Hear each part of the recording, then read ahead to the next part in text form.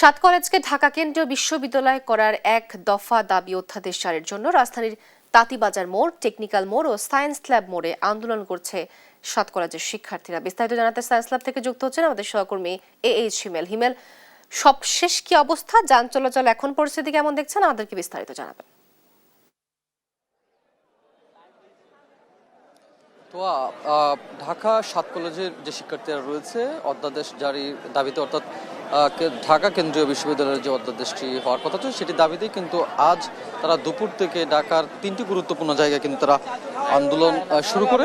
এই মুহূর্তে আমি সায়েন্স ল্যাব রয়েছে এবং সায়েন্স ল্যাবেও কিন্তু একই অবস্থা বিরাজ করছে। এখানে দুপুর 1টা থেকে আন্দোলনকারীরা আন্দোলন শুরু করে এবং তাদের যে দাবি, তারা যেটি বলছেন যে তাদের সাত কলেজের যে প্রস্তাবিত যে কেন্দ্রীয় বিশ্ববিদ্যালয় হওয়ার কথা ছিল ঢাকা কেন্দ্রীয় বিশ্ববিদ্যালয়, সেটি প্রস্তাবিত হলেও সেটির অধ্যাদেশ এখনো জারি হয়নি। সেটির জন্য তারা শিক্ষা মন্ত্রণালয় এবং সচিবালয় বারবার তারা অবহিত করেছেন, কিন্তু সরকার যেটি জানিয়েছিলেন গত ডিসেম্বর 2025 সালের ডিসেম্বর মাসের মধ্যে সকল প্রস্তুতি শেষ করে জানুয়ারির প্রথম 2 সপ্তাহের মধ্যে আসলে প্রজ্ঞাপন জারি করবেন, তেমনটা জানিয়েছিলেন। শেষবারের মতো যখন তারা ডিসেম্বরের 7-8 তারিখ যখন তারা সচিবালয়ের কার্যালয়ে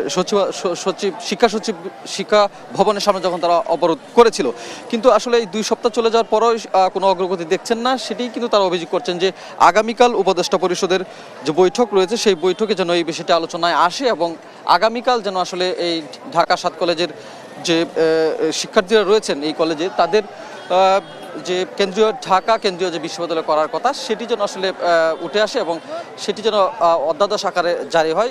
সেটির জন্য কিন্তু তারা সায়েন্স ল্যাব, তারপর মিরপুর যে টেকনিক্যাল মোড় রয়েছে সেখানে এবং তাঁতীবাজারের যে মোড় রয়েছে সেখানে কিন্তু তারা এই অবরোধ চালাচ্ছেন এবং এটির কারণে কিন্তু আমরা দেখছি যে আসলে প্রচণ্ড যানজট সৃষ্টি হয়েছে পুরো রাজধানী জুড়ে।